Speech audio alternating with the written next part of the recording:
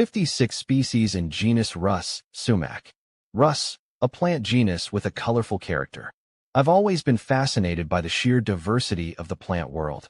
From towering redwoods to delicate mosses, each species has its own unique story to tell. Lately, I've been particularly drawn to the genus Rhus, a group of plants that are as beautiful as they are varied.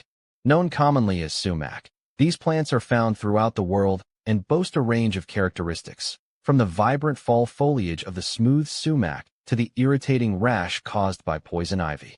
A diverse family with global reach.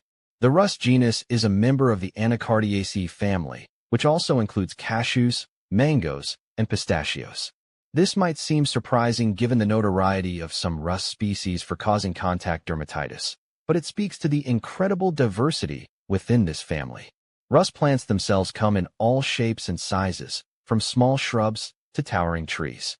They can be found in a variety of habitats, from the dry hillsides of California to the wetlands of Florida. This adaptability is a testament to their resilience and evolutionary success. Here are. See full list at monsteraholic.com. Is sumac edible? Absolutely. Sumac adds this amazing tangy, citrusy pop to so many dishes. I recently made grilled lamb kebabs, and a sumac marinade completely transformed them. The flavor is bright and unexpected, but it complements the lamb perfectly. Plus, a sprinkle of sumac on a salad or hummus adds a gorgeous red pop of color and a delightful burst of lemony goodness. It's become a pantry staple in my kitchen. How to harvest sumac? Unfortunately, I haven't had the chance to harvest sumac myself yet. It seems like it can be a bit finicky. From what I've read, the key is timing. You want those sumac clusters to be a vibrant red and fully formed, but before any heavy rains come and wash away some of the flavor. Some foragers even say to taste a berry before harvesting to make sure it's nice and tangy. Then, it's all about using sharp tools like pruning shears to clip the clusters right where they meet the branch. I'm hoping to try it this summer. Freshly harvested sumac sounds amazing. How to stop sumac trees from spreading? Sumac can be a persistent spreader, and I've definitely battled some unwanted saplings in my yard. The key seems to be a two-pronged attack, dealing with existing growth and preventing new sprouts. For established trees, I've had some success with the double cutting method. You basically whack the tree down low to the ground in July, and then hit it again in August. It stresses the tree and helps reduce root suckering. The downside is you have to be persistent and keep at it for a few years. For those pesky sprouts popping up throughout the yard, I've been pulling them up by the roots whenever I see them. It's not glamorous work, but it seems to be keeping them at bay. I'm also considering putting down some heavy-duty mulch around desirable plants to create a barrier against new sumac growth. It's a constant battle, but I'm determined to win the sumac war in my yard. Where to buy sumac near me? I can't search for specific stores myself, but I can definitely help you narrow down some places to look for sumac near you. Here are a few ideas. Specialty spice shops. These are a great bet for high-quality sumac. Look for stores that focus on Mediterranean or Middle Eastern ingredients. International grocery stores. These stores often carry a wider variety of spices than regular grocery stores. They might have sumac in the spice aisle or near other Middle Eastern ingredients. Natural food stores. Many natural food stores stock a good selection of spices, including sumac. If you're striking out at brick-and-mortar stores, you can also try online retailers like Amazon or Instacart. Those might be a good option if you need sumac quickly or can't find it locally. Circle. How do I get rid of sumac? Getting rid of sumac depends on how persistent you want to be and how established the sumac is. Here's what I've found works for different scenarios. Young saplings. If you're catching new sumac growth early, you can usually pull it up by the roots. The key is to get the entire root system, otherwise it'll just sprout back. Throw on some gloves and be prepared to dig a little. Established trees. This is where things get trickier. For smaller trees, I've had some success with the cutting method. You basically whack the tree down low to the ground with loppers or an axe in July, then hit it again in August. This stresses the tree and reduces root suckering. But be warned, it takes persistence. You might have to repeat this for a few years. Stubborn sumac. For truly aggressive sumac, there's the herbicide option. Now, I'm not a huge fan of chemicals, but sometimes you gotta do what you gotta do. Just be sure to follow the instructions carefully and choose a herbicide safe for nearby plants. A spot treatment on the stump after cutting can help prevent regrowth. Remember, whichever method you choose, wear gloves and long sleeves when dealing with sumac. The sap can irritate your skin. Also, be sure to check local regulations before using herbicides. How to make sumac lemonade. There are a couple ways to make sumac lemonade, and I've tried both with great results. Here's my favorite method. Sumac syrup. This is a great way to have sumac lemonade on hand all summer long. Simply simmer ground sumac with water and sugar to create a concentrated syrup. You can then store it in the fridge and add a splash to cool water whenever you want a refreshing sumac latte. Quick infusion. This is a perfect option if you're craving sumac lemonade right away. Steep whole sumac berries in cool water for a few hours. Strain out the berries and add the infused water to a mixture of lemon juice, sugar, and water. Experiment with the ratios to find your perfect balance of tart, sweet, and tangy. No matter which method you choose, you can add fresh mint leaves for an extra burst of flavor. I love how the bright citrus from the sumac pairs so well with the sweetness of lemonade. It's a delicious and unique summer drink. How to make sumac spice. Making your own sumac spice is a fun way to get the freshest flavor and appreciate the entire process. Here's how I've done it in my kitchen. Harvesting. If you have access to a sumac grove, aim for a dry period to pick the berries. Rain can wash away some of the tartness. Look for vibrant red clusters that are fully formed. A quick taste test can confirm the tangy flavor you're looking for. Separating the berries. Once you have your clusters, you can either strip the berries by hand or use a fork to gently rake them off the stems. Be careful not to smash the berries, as we want that beautiful red dust.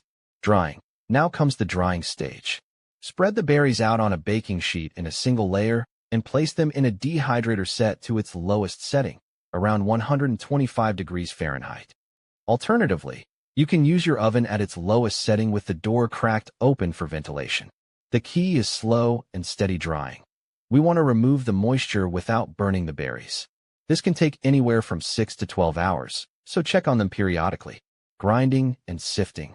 Once the berries are completely dry and brittle, it's time for grinding. A mortar and pestle is ideal for this task, but a spice grinder will work in a pinch. Pulse the berries gently to avoid pulverizing the seeds, which can add bitterness. After grinding, sift the resulting powder through a fine mesh sieve to separate the coarse bits and seeds from the vibrant red sumac dust. That's the magic ingredient. Storage. Store your homemade sumac spice in an airtight container in a cool, dark place. It should stay fresh and flavorful for up to a year. Making your own sumac adds a whole new level of appreciation to this unique spice. The vibrant color and the intense, citrusy flavor are definitely worth the effort. What do sumac trees look like? There are a few different species of sumac, but they all share some common characteristics. Here's a breakdown of what to look for. Size and shape. Sumacs can grow as shrubs or small trees, typically reaching heights between 10 and 30 feet. They tend to have a rounded or irregular crown with multiple trunks or branches growing from the base. Leaves. Sumac leaves are compound, meaning they have several leaflets branching off a central stem. The leaflets can be smooth or toothed on the edges, and they usually turn a brilliant red, orange, or yellow in the fall. Bark. Sumac bark is typically gray or brown and can be smooth or slightly textured. On some species, like staghorn sumac, the young branches have a fuzzy, reddish cast. Flowers. Sumac flowers are small and greenish-yellow, and they grow in clusters at the tips of the branches. They're not particularly showy, but they're an important food source for pollinators. Fruit. The most distinctive feature of sumac trees is their fruit. Sumac berries grow in dense clusters and turn a bright red color in the fall. These clusters can be quite large and add a pop of color to the landscape. While the fruit is technically a drupe, it looks similar to a fuzzy berry. How to dry sumac. There are two main ways to dry sumac for your homemade spice: using a dehydrator or your oven. Here's a breakdown of both methods. Dehydrator. Prep the berries. Separate the sumac berries from the clusters by hand or using a fork. Aim for gentle removal to avoid breaking the berries and losing that precious red dust. Arrange the berries. Spread the berries in a single layer on the dehydrator trays, making sure they don't touch or overlap. This allows for even airflow and drying.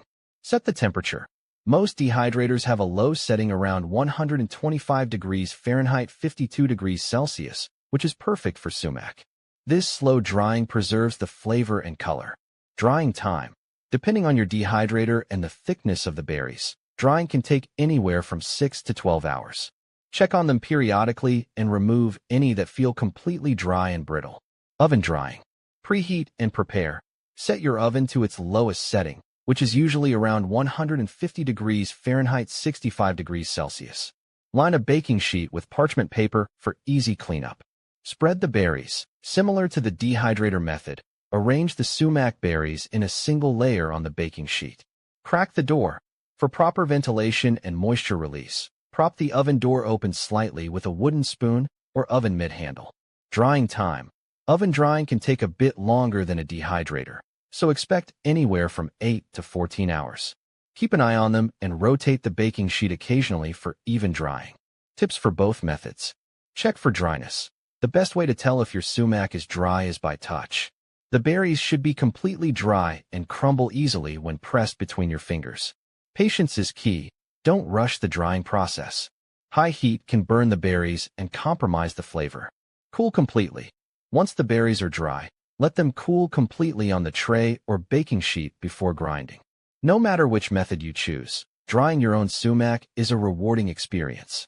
You'll end up with a vibrant red spice with a unique, tangy flavor to elevate your dishes. How to make sumac tea. Making sumac tea is a breeze. There are two main approaches, depending on whether you have whole sumac berries or pre-ground sumac spice. Here's how to tackle it both ways. Sumac tea with whole berries, traditional method. Soak the berries. In a pitcher, combine several clusters of sumac berries with cold water. The exact amount of water depends on how strong you like your tea, but a good starting point is 4 cups of water for 4 to 5 sumac clusters. Let it sit. Cover the pitcher and refrigerate overnight. Soaking allows the water to extract the flavor and tangy goodness from the berries. Strain and enjoy. The next day, strain the tea through a fine mesh sieve or cheesecloth to remove the berry particles. Enjoy your tea hot or cold. You can add a touch of honey or sugar for some sweetness, if desired. Sumac tea with ground sumac. Quick method. Steep the sumac. In a mug, add 1 to 2 teaspoons of ground sumac, depending on your preferred strength. Heat the water. Boil water in a kettle or pot. Pour and steep. Pour the hot water over the sumac in your mug. Let it steep for 3 to 4 minutes, allowing the flavors to infuse. Strain. Optional if you find any sumac dust lingering in the tea, you can strain it through a small tea strainer. Sweeten. Optional, add a touch of honey, sugar, or another sweetener to taste. Tips for both methods. Freshness matters. For the best flavor, use fresh or relatively new sumac berries or ground sumac. Sumac, like other spices, can lose potency over time. Adjust the strength. Experiment with the amount of sumac to find your perfect balance of tartness. Spice it up. Feel free to add a twist to your sumac tea with other ingredients like ginger, mint leaves, or even a squeeze of lemon. Sumac tea is a refreshing and invigorating beverage with a unique flavor profile. It's a simple way to enjoy the tangy goodness of sumac and potentially reap some health benefits. Is sumac poisonous to dogs? While the word sumac might raise an eyebrow due to its poisonous cousins poison ivy, oak, and sumac, the good news is that true sumac, of the genus Rhus, is not poisonous to dogs. According to the American Society for the Prevention of Cruelty to Animals, ASPCA, sumac isn't toxic to our canine companions. However, there's a small caveat. Sumac, like poison ivy, oak, and sumac, contains urushiol, the oil that causes the itchy rash in humans. If your dog ingests sumac, they likely won't get poisoned, but they could potentially transfer that urushiol oil onto your skin or fur if you pet them. So, it's still a good idea to keep an eye on your pup around sumac trees and remove any sumac particles from their fur if they brush up against it. If you're ever worried your dog might have eaten something poisonous, it's always best to consult a veterinarian or the ASPCA Animal Poison Control Center at 888-426-4435. What is a substitute for sumac? Sumac's unique flavor profile can be a challenge to replicate exactly, but there are several substitutes that can come close depending on what aspect of sumac you want to capture. Here are a few options. For the tangy citrus flavor, lemon zest, and juice. This is a classic substitute that offers a similar level of acidity. Use a combination of zest for a touch of bitterness and juice for a brighter pucker. Ground coriander. While coriander has a more earthy flavor than sumac, it also has a citrusy undertone that can work in some dishes. For the tartness, tamarind powder. This has a sour and slightly sweet flavor that can add a similar punch to certain dishes, especially savory ones. Pomegranate molasses. This thick syrup adds a complex tartness with hints of sweetness and depth. For a more general replacement, za'atar. This Middle Eastern spice blend often includes sumac, so it can be a good overall substitute. Just keep in mind it will have additional flavors like thyme and oregano. Remember when using substitutes, start with a smaller amount. Sumac's tang is potent, so you'll likely need less of the substitute. Gradually add more to taste. Consider the dish.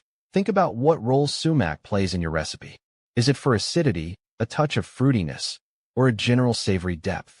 Choose a substitute that complements those elements. With a little experimentation, you can find a substitute that works for your dish and keeps those taste buds happy. Can goats eat sumac? The information on goats and sumac can be a bit conflicting. Here's what I've found. Sumac can be part of a goat's diet. Some sources, like veterinary websites and goat breeder forums, mention sumac as a browse option for goats. Goats are known for their wide-ranging appetites and ability to handle tough or unusual plants. But caution is advised.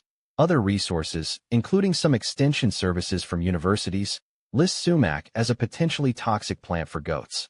This might be due to the presence of urushiol, the oil in poison ivy, oak, and sumac that causes skin irritation in humans. Here's what I would do if I had goats.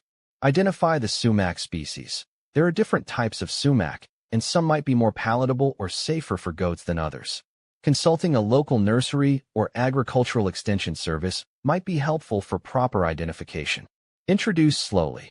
If you decide to let your goats try sumac, introduce it gradually and monitor them closely for any signs of illness. Consider alternatives. There are plenty of safe and nutritious browse options available for goats, so unless sumac is readily available on your land, it might be best to stick with those. Overall, while some goats might be able to handle sumac, it's best to err on the side of caution and provide them with safer browsing options. Can you burn sumac? Yes, you can burn sumac, but with a few caveats. Only burn staghorn or smooth sumac. Make absolutely sure you're burning staghorn sumac, Rhus typhina, or smooth sumac, Rhus glabra. These are the two most common non-toxic varieties used as firewood. Burning poison sumac, Rhus vernix, is a big no-no. Poison sumac contains urushiol oil, the same irritant found in poison ivy and oak. Inhaling the smoke from burning poison sumac can cause severe respiratory problems. Dry it thoroughly. Like any firewood, sumac burns best when it's well seasoned and dry. Moist wood burns poorly and creates more smoke. It's not the best firewood. Sumac burns quickly and doesn't produce a lot of heat compared to denser hardwoods. It's more of a quick-burning kindling option or good for adding a little smoky flavor to grilling. Here are some additional tips for burning sumac safely and effectively. Check local regulations. Some areas might have restrictions on burning yard waste or specific types of wood. Always check with your local authorities before burning anything. Burn in a safe location. Choose a designated fire pit or burn area away from flammable structures and trees. Have a water source nearby.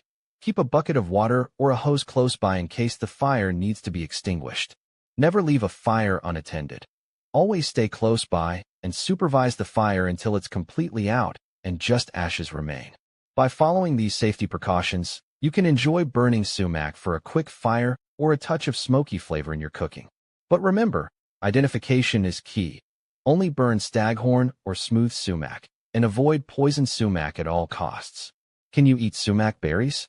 Absolutely. Sumac berries are not only edible, but they're also quite delicious. They have a wonderful tangy, lemony flavor that can add a unique zip to many dishes.